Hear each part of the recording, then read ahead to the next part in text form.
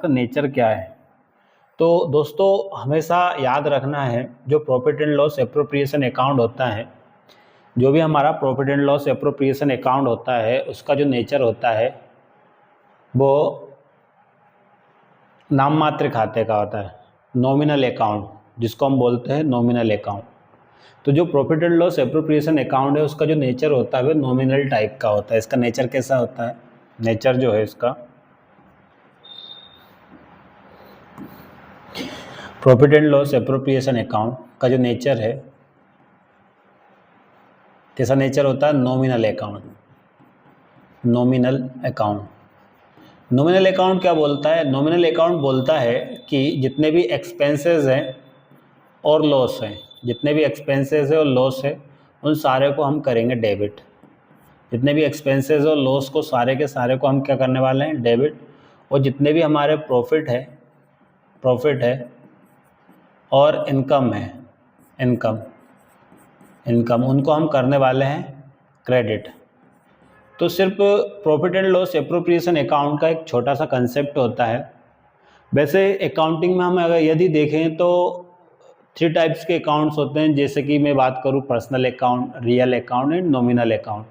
तो हम बात करें profit and loss appropriation account की, जिसका नेचर कैसा होता है? नॉमिनल अकाउंट का होता है, जिसमें हमें पता है एक्सपेंसेस और लॉस को डेबिट करना है, प्रॉफिट और इनकम को क्रेडिट करना है।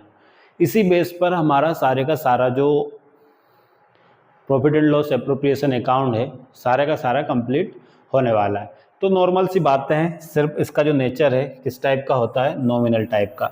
थोड़ा सा इस पर हम बात करने वाले हैं profit and loss appropriation account पर, कि क्या क्या चीज़ें इसमें आती है और क्या क्या नहीं आती है ना। तो देख लेते हैं। चलिए देखो, सबसे पहले हम देख रहे हैं, सबसे ऊपर दिया होता है, सबसे पहली बात ये होती है profit and loss appropriation account की, कि ये जो भी ईयर है उसके एंड में बनाया जाता है प्रॉफिट एंड लॉस अकाउंट। क्यों बनाया जाता है? ताकि हम सही प्रॉफिट और लॉस की कैलकुलेशन कर सकें, सही प्रॉफिट और लॉस की क्या कर सकें? कैलकुलेशन कर सकें। इसलिए हम profit and loss appropriation account बनाते हैं। जो पार्टनरशिप फर्म होती है उसमें ये वाला अकाउंट बनाया जाता है।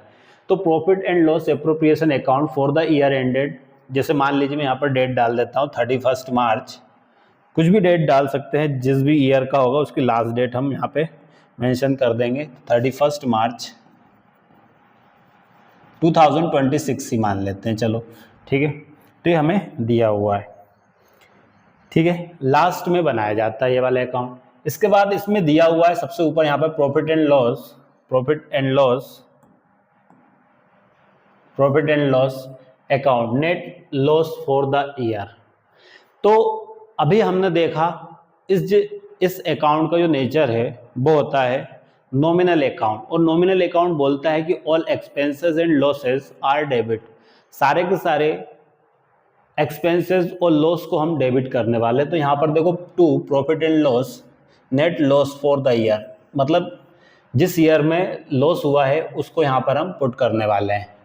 फिर to interest on capital, second पर आता है हमारा टू इंटरेस्ट ऑन कैपिटल। तो इंटरेस्ट ऑन कैपिटल की यदि मैं बात करूं, इंटरेस्ट ऑन कैपिटल, जैसे कोई भी पार्टनर आता है फर्म में, वो क्या लेके आता है?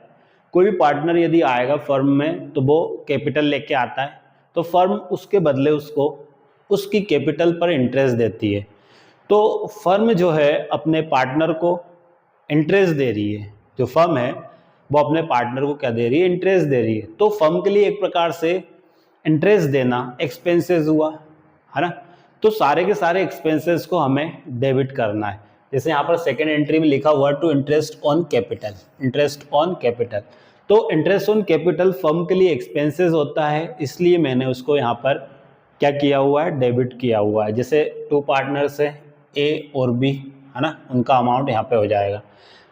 प्रॉफिट एंड लॉस एप्रोप्रिएशन की अगर मैं बात करूँ तो इसमें इंटरेस्ट ऑन कैपिटल मतलब पूंजी के ऊपर ब्याज तो आता है, लेकिन कैपिटल नहीं आती। सिर्फ कैपिटल पर जो हम ब्याज पे कर रहे हैं, हम नहीं, फर्म जो पे कर रही है उसको हम यहाँ पर लिखने वाले हैं। थर्ड की अगर मैं बात करूँ to partner salary, partner salary की मैं बात कर रहा हूँ।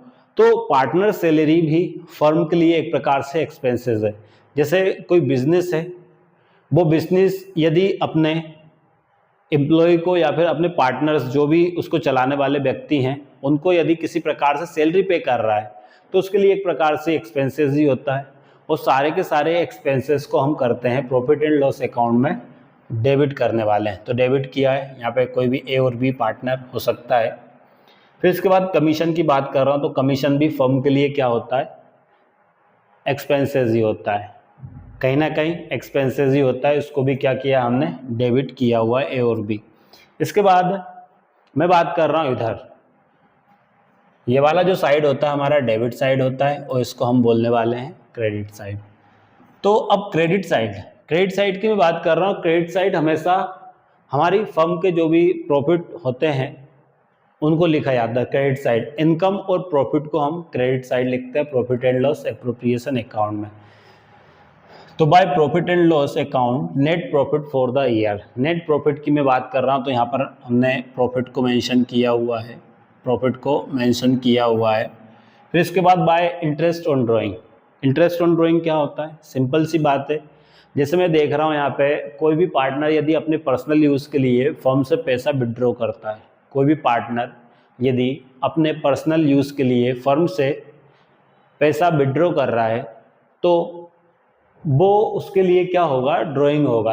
तो बाय इंटरेस्ट ऑन ड्राइंग। तो अब जब पार्टनर अपने पर्सनल यूज़ के लिए फर्म से पैसा विड्रॉ कर रहा है तो फर्म जो है अपने पार्टनर से उस पर्सनल यूज़ के लिए लिए गए पैसे पर इंटरेस्ट लेगी। तो कहीं ना कहीं फर्म के लिए इंटरेस्ट ऑन ड्राइंग इनकम होती है, और फर्म की जो भी इनकम होती है उनको हम क्या करते हैं, क्रेडिट साइड लिखते हैं। ठीक है, देखो एक सिंपल सा कंसेप्ट है, जैसे मैं बात कर रहा हूँ डेबिट और क्रेडिट दिया हुआ है, यदि डेबिट साइड का ज़्यादा है और क्रेडिट साइड का कम है तो हमेशा लॉस होता है। सिंपल सा कंसेप्ट है, लॉस होता है। और डेबिट साइड का यदि कम है और क्रेडिट साइड का ज़्यादा है तो हमेशा क्या होता है, प्रॉफिट होता है। तो लास्ट वाली जो दो एंट्रियां दी हुई है हमें, एक ये वाली बाय पार्टनर्स कैपिटल या करंट अकाउंट, और यहाँ पर 2 पार्टनर्स कैपिटल या करंट अकाउंट, दोनों में से एक ही एंट्री हम यहाँ पर मेंशन करने वाले हैं। या तो डेबिट साइड का ज़्यादा है और क्रेडिट साइड का कम है तो लॉस होगा, तो उस लॉस को हम यहाँ पर लिखेंगे शेयर ऑफ लॉस ए और बी में, उसके रेशियो में क्या करेंगे, डिस्ट्रीब्यूट कर देंगे। या फिर यदि क्रेडिट साइड का ज़्यादा और डेबिट साइड का कम होता है तो प्रॉफिट हो जाता है, उस प्रॉफिट को हम ए और बी में उनका जो भी रेशियो होने वाला है उसमें डिस्ट्रीब्यूट कर देंगे। तो उम्मीद है कि सारी की सारी बातें आपको समझ में आई होगी, है ना। देखते हैं नेक्स्ट वीडियो में, धन्यवाद।